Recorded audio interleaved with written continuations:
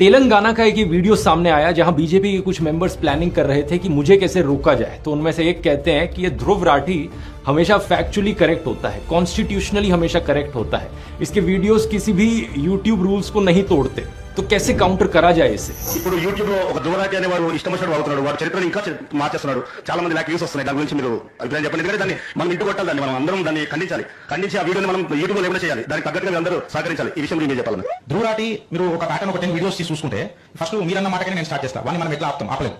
వాడు యూట్యూబ్ కి కంప్లైంట్స్ ఉంటాడు, వాడు యూట్యూబ్ రెగ్యులేషన్స్ కి కరెక్ట్ ఉంటాడు. అన్లెస్ అండ్ అంటిల్ వాడు అక్కడ ఏదైనా చేర్చాడు చేస్తేనే మనం మనకి గెలవచ్చు. వాడు మాట్లాడి కూడా రాజ్యాంగబద్ధంగా మాట్లాడతాడు. వాడు పొలిటికల్ గా కరెక్ట్ ఉన్నాడు అంటే వాడిని ఏదైనా మనం యాక్ట్ చేయొచ్చు. వాడు కాన్స్టిట్యూషనली కరెక్ట్ ఉంటున్నాడు. वाह क्या बात कही है। देखो देखो दोस्तों, इससे पता चलता है कि कैसे आपके हेटर्स भी सीक्रेट एडमायरर्स हो सकते हैं। अगर मैंने कभी कुछ गलत किया ही नहीं तो कैसे मुझे काउंटर किया जाए। ये कहते हैं कि प्लान है इसके खिलाफ झूठी खबरें फैलाओ, झूठी खबरें फैलाओ कि जैसे ध्रुव राठी ने झूठ बोला हो कि प्रधानमंत्री मोदी सनी लियोनी को मंत्री बनाने वाले हैं। సో వాడిని మనం ఎట్లా టార్గెట్ చేస్తామనే దానికంటే వాడిని మనం నరేటివ్ కి కౌంటర్ నరేటివ్ ఎట్లిస్తాం అనేది మన గోల్ పెట్టుకోవాలి.